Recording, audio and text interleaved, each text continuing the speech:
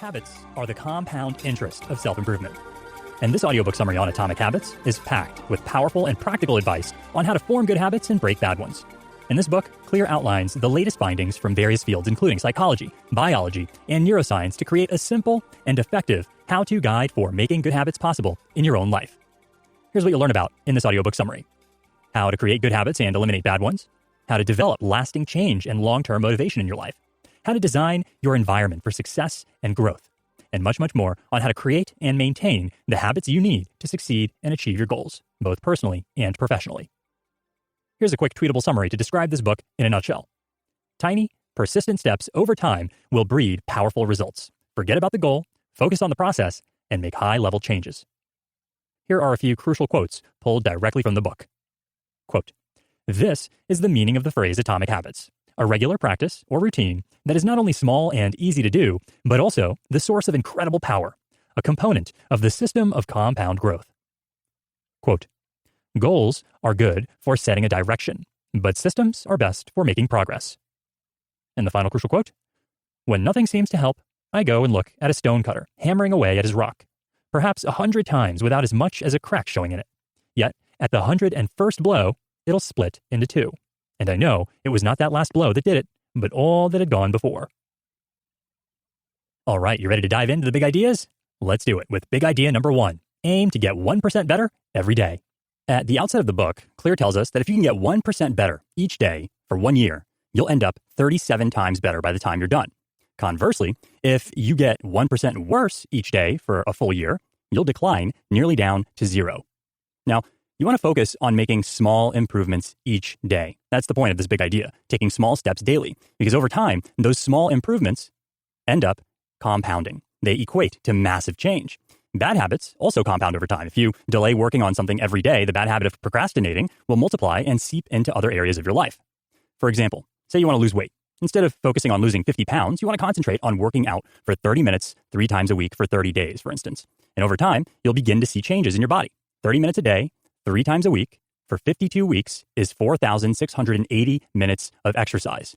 Now, that's a lot of exercise time that you put in, but you don't feel that because you're not doing it all in one big go. You're taking small steps daily, you're making small improvements daily, and those small incremental improvements compound over time, and they lead to the weight loss goal that you had set out to achieve.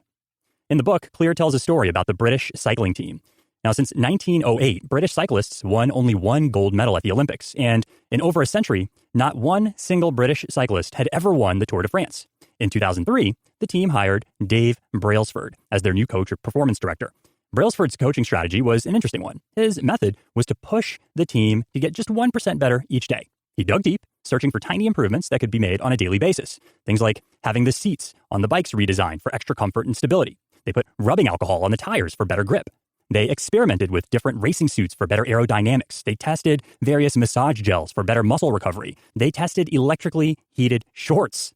Now, these changes they made were tiny, or at least seemingly so, but over time, they made a significant impact. Tiny changes, remarkable results. From 2007 to 2017, the British cycling team won 178 world championships, 66 Olympic or Paralympic gold medals, and they had 5 Tour de France wins. In a nutshell, tiny improvements often appear small, but minute changes are transformational if you stick with it. Now, here's your actionable insight for this first big idea so that you can take this and put it into practice within your own life. You want to set yourself a challenge to get 1% better each day for the next 30 days. If you want to improve your knowledge on a particular topic, for example, read 5 pages every day. If you're writing a book, write 5 pages a day for the next 30 days. Pay attention to small action steps, chunk things down, make small changes, and achieve more. As Clear tells us in the book, all big things come from small beginnings. The seed of every habit is a single, tiny decision. But as that decision is repeated, a habit sprouts and grows stronger. Big idea number 2. Focus on systems, not goals. Quote, "If you want better results, then forget about setting goals and focus on your system instead." Unquote. The concept of focusing on systems instead of focusing on goals is a powerful one. There are a few problems associated with goals and focusing on goals. Number 1, winners and losers have the same goal. Every Olympic athlete, for instance, has a goal of winning a gold medal. What sets you apart from your competitor is the daily habits that you cultivate to become a better athlete. Paying attention to small improvements daily is the most effective way of building momentum and achieving massive results. Number 2, the second reason why goals can be problematic at times is this. Achieving a goal is a short-lived change. You set yourself a goal to tidy up your disorganized office desk, for instance. You spend hours doing this, and then finally it's done. The goal is achieved. But if you forget about the reasons why your desk got like that in the first place, well, the desk is eventually going to get messy again. However, if you set yourself the task of making small changes daily to ensure that your desk remains in an organized state, you're winning. You've made progress.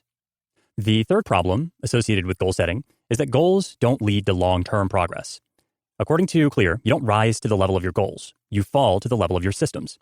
When building effective daily systems, you want to create long-term change. When you work on goals, you focus on a particular development and then return back to old habits once you have achieved the goal. However, when you create systems, long-term habits, you move forward. You make high-level changes.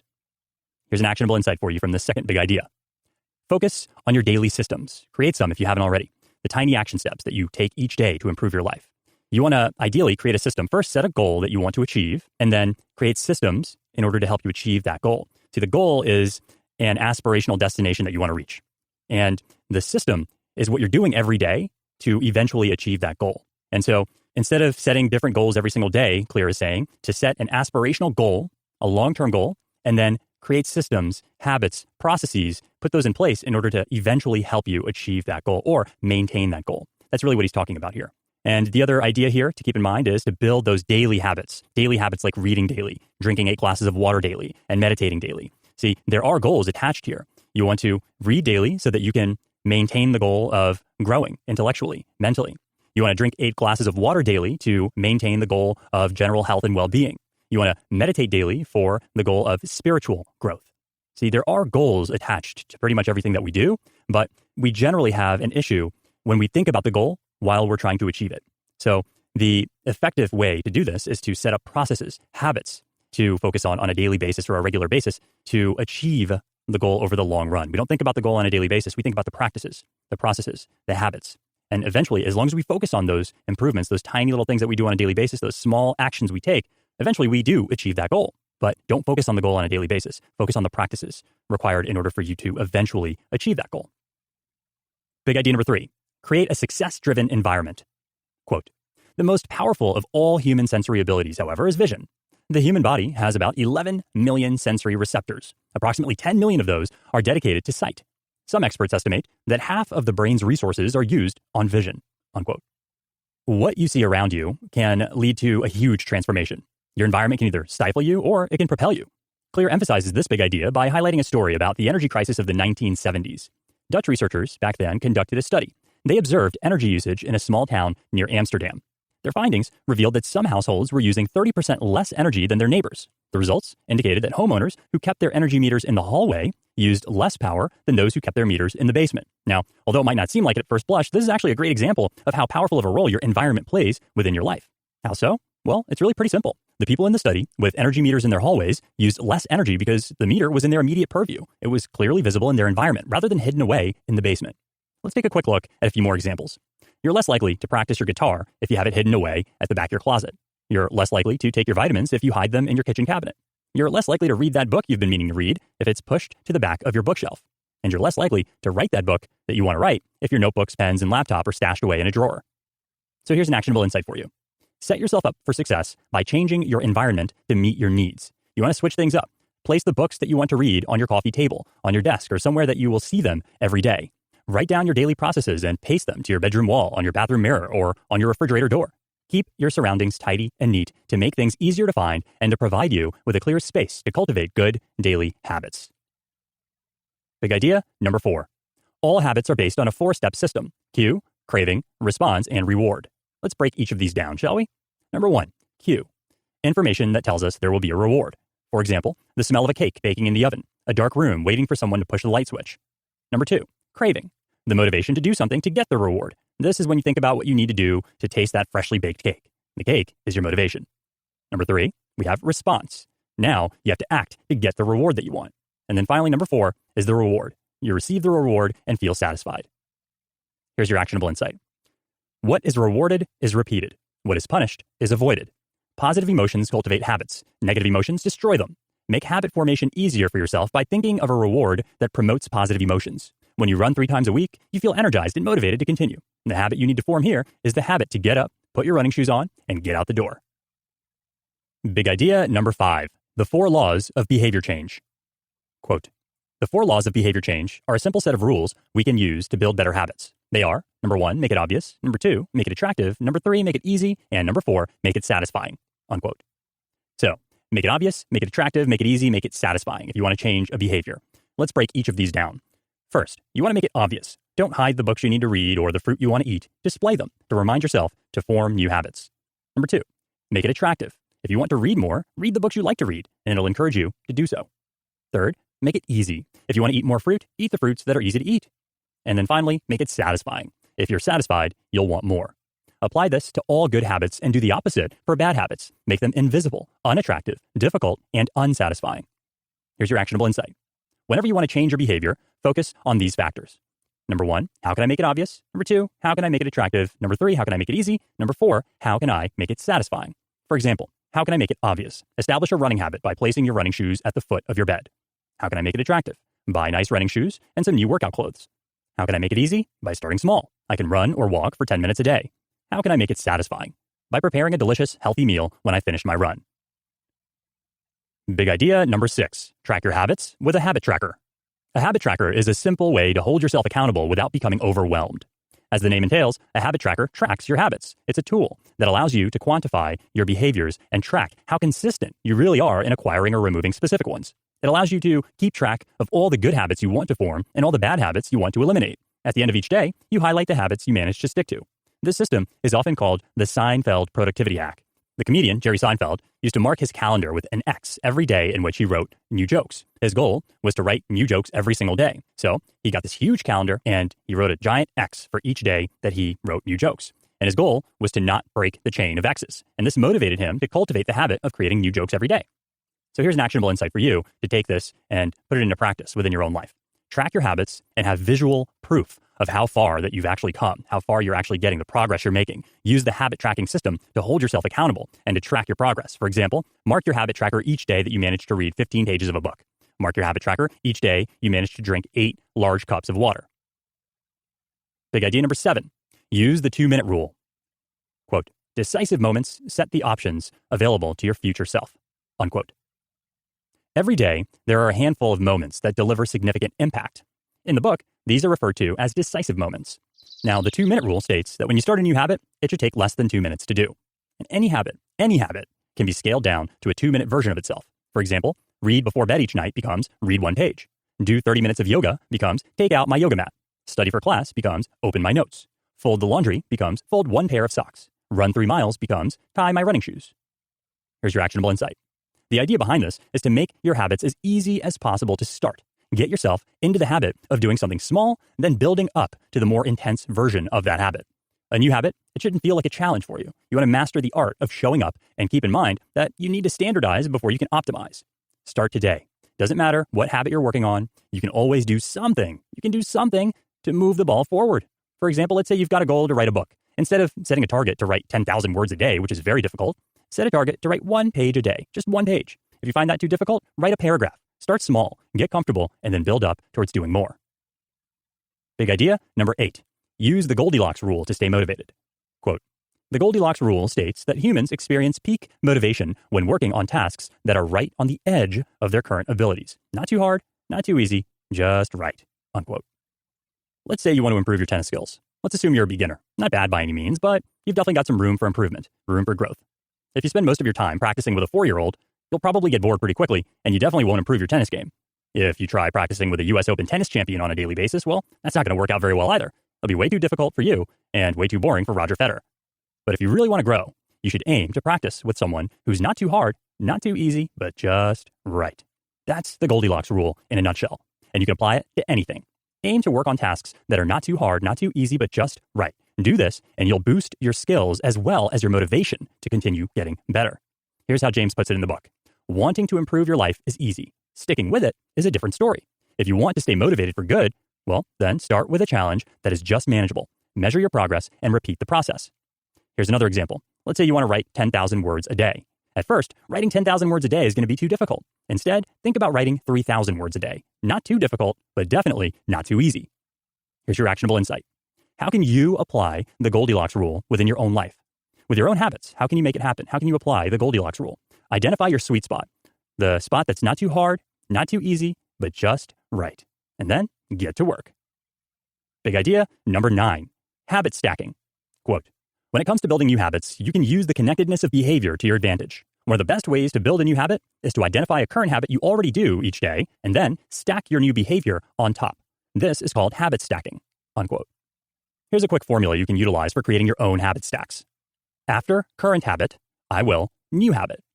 After current habit, I will new habit. So after you do your current habit, you will execute your new habit. Some examples. In reading, after I brush my teeth in the morning, I will read for 20 minutes. In relationships, as soon as I get into bed each evening, I will tell my partner one thing about him or her that I'm grateful for. In daily planning, while I wait for my morning coffee to brew, I will write down my 3 most important goals for the day. You can utilize habit stacking for virtually any habit you're working to develop. Just keep in mind that the key to habit stacking is to tie your desired habit or behavior to something that you are already doing on a daily basis. Once you've got this down, Clear says, you can begin to create larger stacks by chaining small habits together. This allows you to take advantage of the natural momentum that comes from one behavior leading in to the next. Here's your actionable insight. Think of a habit you currently have. Next, think of a habit you want to develop. Now, use the habit stacking formula to bring it together and make it happen. Remember, after current habit, I will new habit. After I'm done doing my current habit, the one that you've already developed, I will then immediately dive in to my new habit. This, again, is about leveraging the power of momentum to develop habits. Habit stacking. Big idea number 10, temptation bundling. Quote, we need to make our habits attractive because it is the expectation of a rewarding experience that motivates us to act in the first place. This is where a strategy known as temptation bundling comes into play. To illustrate this big idea, Clear tells the story of an engineering student named Ronan, who had the unhelpful habit of constantly binging shows on Netflix. Ronan wanted to binge watch less and exercise more.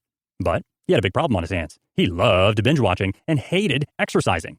So he came up with a clever solution. He connected his stationary bike, his exercise bike, to his laptop and television, and then he coded a computer program that allowed him to watch Netflix only if he was also cycling at a certain speed. When he slows down, his TV or laptop automatically pauses. When he picks up the pace again, it starts playing again.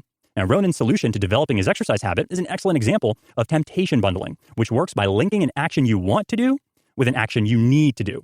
For Ronan, bundling Netflix, the thing he wanted to do, with exercising on a stationary bike, the thing he needed to do, was exactly what he needed to get himself going. So how does this apply to you? And how can you use temptation bundling in your own life? Well, here's the formula, the temptation bundling formula. It goes like this. After habit I need, I will habit I want. After habit I need, I will habit I want. Some examples. If you need to wash your dishes but want to watch YouTube, here's how it would go. After I wash my dishes, I will watch YouTube videos for 20 minutes. As an alternative option, you can also choose to combine the two, like Ronan did with his exercise bike and Netflix, by watching YouTube only while you're washing your dishes. Another example, if you want to read the news but need to read a book. After I read my book for 30 minutes, I will read the news for 20 minutes. Another example, if you need to do some writing for work but feel like you want to surf the web instead. After I've done 60 minutes of uninterrupted writing, I'll check my favorite blogs for 30 minutes. Okay, now let's talk about how you can do the same with your own habits here with an actionable insight. Think about a habit you need to develop. Next, think about a habit you want, that you enjoy or like to do. Now, use the temptation bundling formula to bring it together and make it happen. Again, here's the formula. After I execute habit I need, I will move into habit I want. Again, the formula is after habit I need, I will habit I want. Big idea number 11. Simple ways to form effective habits. Here are 4 practical and powerful strategies you can utilize to form your own habits. Number 1, start a new good habit by setting what's called an implementation intention, the formula for which goes like this. I will behavior at time in location. Example number 1, for exercise. I will work out for 60 minutes at 6 a.m. at my local fitness club. So can you see in that first example, you'll do the behavior, exercise, at a specific time, 6 a.m., at a specific location, your fitness club. So you break those down. That's an implementation intention when you identify what you want to do, the time you're going to do it, and the location in which you'll be doing it. Here's another example. Meditation. I will meditate for 5 minutes at 7 a.m. in my backyard. Example number 3, studying. I will study philosophy for 30 minutes at 5 p.m. in my room. Now, the studies that Clear cites in the book show that when we do this, when we identify the behavior and the time and the location, we're far more likely to actually do that behavior that we want to do, to execute that habit that we want to execute. All right, the second simple method for forming new habits is to use the habit stacking method, which we've discussed by attaching a new habit to a pre-established habit. Here's the formula for that again. After current habit, I will new habit. For example, after I finish my morning workout, your current habit, I will make a protein-rich smoothie for breakfast, the new habit that you need to develop, rather than having my usual bagel. See big idea number 9 for more on this for habit stacking. Number 3, the third simple way to help yourself form new habits is to combine habit stacking with temptation bundling to create an ongoing set of rules to guide your behavior. Here's the 2-part formula. Part 1, after current habit, I will habit I need. Part 2, after habit I need, I will habit I want. So here's the logic behind combining habit stacking with temptation bundling. By focusing on your current habit and then moving on to a habit you might not want to do but need to do, and then moving on to a habit you want to do, you create this cycle that gives you the momentum and motivation to continue taking action even when you don't feel like it. Now, all these different formulas, they sound a lot more complex than they really are, but they'll get easier and easier after you write them out a few times and actually work your own habits into the mix. Here's a quick review of habit stacking and temptation bundling. After my current habit, I'll perform a habit I need. After I perform the habit I need, I will move on to the habit I want. Some examples? Example number 1. If you want to browse social media but need to call clients. After I get back to my desk from lunch, I'll call 3 clients. So that's the need. And then, after I call 3 clients, I'll see what's happening on Twitter. That's the want. Example number 2. If you want to watch TV but need to exercise more. After I get home from work, I'll change into my workout clothes and go running. After I finish running, I'll watch TV. So the goal here is this. Doing what you need to do means you get to do what you want to do. And this can drive behavior change, even if what you want to do seems trivial in comparison to what you need to do. And then finally, the 4th simple way to build better habits is to combine habit stacking with habit tracking. By tracking each day in which you execute your habits, you'll be more likely to actually form them. For more on tracking, refer to big idea number 6. Closing notes. The key takeaway of Atomic Habits is this. To build good habits or break bad ones, use the 4 laws of behavior change laid out in this book. Make it obvious, make it attractive, make it easy, and make it satisfying. Here's some actionable insights for you. Tiny steps, big gains. Breakthrough moments are often the result of many previous actions, which build up the potential required to unleash a major change. Significant changes, they don't happen overnight. They occur as a result of a series of tiny steps taken over time. As the personal development philosopher Jim Rohn said, success is a few simple disciplines practiced every day, while failure is simply a few errors in judgment repeated every day. Make just one change today, by telling yourself that you will execute a single small task each day. For example, let's say you want to run a marathon. Get your running shoes on each day and walk around the block or to the park and back home again. Now, you can build upon that initial accomplishment, bit by bit. Your next step would be to start running to the park and back 3 times per week, while walking on other days, bit by bit, little by little. You grow, and you get a little bit better every day until eventually you're running that marathon. Your next actionable insight is to build better habits in 4 simple steps. Remember, to utilize the 4 laws of behavior change to build those better habits for yourself. How can I make it obvious? How do I make it attractive? How can I make it easy? How do I make it satisfying? Next actionable insight to keep in mind is that your environment matters. Environment is the invisible hand that shapes human behavior. You want to make the cues of good habits obvious in your environment and really hide the cues of bad habits from your environment. Your environment shapes the way that you think or feel. So if you want to lose weight, you'll need to change your eating habits and exercise. If your environment is not conducive to that, losing weight is going to be more difficult for you. So set yourself up for success by designing your environment to meet your needs. Fill your fridge and pantry with healthy foods. Purchase irresistible workout gear for yourself. Write your daily habits for losing weight on a large whiteboard. Cultivate good habits by designing a success-driven environment. Next, stop procrastinating by using the 2-minute rule. Habits can be completed in a few seconds, but continue to impact your behavior for minutes or hours afterward. So instead of focusing on cultivating difficult habits, focus on building small habits that grow into big habits over time. A great way to do that is by leveraging the 2-minute rule. David Allen, the author of the classic productivity book, Getting Things Done, says that when we start a new habit, it should take less than 2 minutes to do. So some examples of that. You want to write a book? You need to start writing first. 1 paragraph a day. Just start there. You want to read more? Start by reading 1 page a day. Just start there. You want to start a podcast? Start by learning 1 actionable thing per day about how to launch your own podcast. You want to get into the habit of exercising daily by performing 2 minutes of jumping jacks each day. You want to get into the habit of drinking more water by setting yourself a low target first and building up to more over time. Just start. That's the idea here. Just start. You can't cultivate a habit that doesn't exist. So start small and build from there. Next, try lukewarm tasks. Keep the Goldilocks rule in mind. One of the important sources of human happiness is working on tasks at a suitable level of difficulty, neither too hard nor too easy. So avoid focusing on tasks that are too difficult or too easy. Focus on tasks that are just right. Now, if a task is too easy, you're going to lack the motivation to carry it out. If the level of difficulty is suitable for your current situation and ability, you'll feel motivated to remain consistent with it. All right, next up, how to stick with good habits every day. How do you do that? The human brain needs some way to visualize our progress. If we're going to maintain motivation, we need to be able to see our wins. How do you do that? Well, habit trackers and other visual forms of measurement can really make your habits satisfying by providing clear evidence of the progress that you're making. You want to provide clear evidence of your progress by visually tracking your habits on a daily basis.